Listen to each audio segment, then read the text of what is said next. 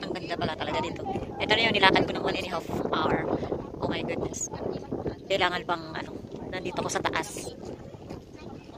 Kailangan pang lumakad doon, and then kung gusto pumunta doon, pababa dito may stairs.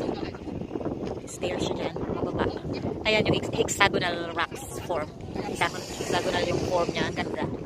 Man-made na naman siya. Talagang yung mga artists, pinaganda nila yung mga artists dito. Hexagonal form of rocks. Ganda, super. Siguro hindi na ako pupunta doon kasi medyo lumalamig na ano ako ng sipon. Atakihin ang ubo. Pero ang ganda sana. Pero ang ganda na rin dito. Ayoko na pumunta doon kasi bababa pa.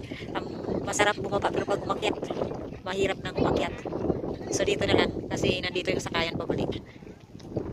Ayun. Ang ganda.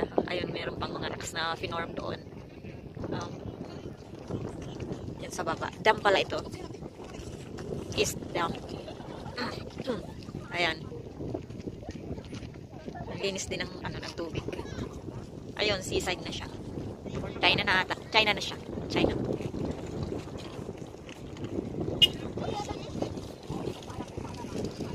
Ganda.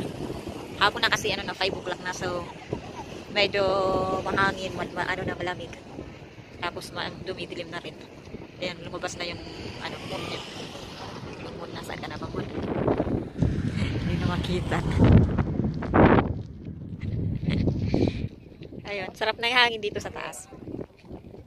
Sulit yung paglalakad ko ng about 2 hours. Plus 1 hour papunta doon sa amin, 3 hours. Wow, idi wow. Sana all. Ang paa ko parang na, sakit na talaga ng paa ko. Oh, sana all. Ang paa nanginginig na. Ganyan talaga kapag meron kang may determination dapat para marating yung gusto sa buhay. Eto doon sa dulo meron pang gusto kong puntahan. Lakarin na natin. Ito kabilaan din siya. So dito makikita natin yung rock formation. Eto yung napagandang view.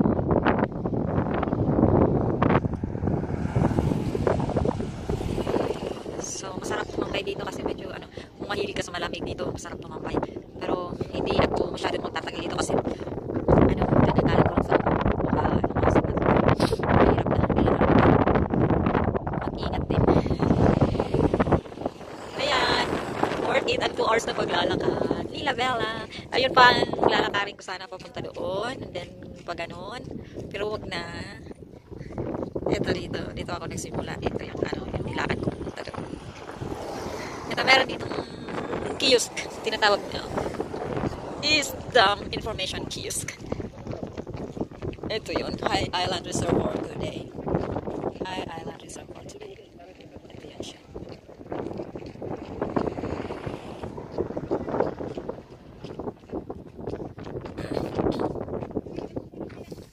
The hexagonal rocks columns near the East Dam. Ayun. Yung kiosk niya. Tingnan niyo yung kiosk. High Island Reservoir Monument. May monument. Oh, dito pala yung cave. Ito rin yung overlooking. Yung cave. S-shaped hexagonal columns and inclusive dark. Maganda rin puntahan. And then yung cave. Sarap puntahan niya. Pero kailangan sumakay ng bangka. Ito yung dito. Isdam and Upper Dam. The Dollar Sea. Mga rocks na ginawang rocks para sa itinambak doon sa kabila para maging sangga sa dam kung sakaling dumami ang tubig. So ito yung monument ng kiosk.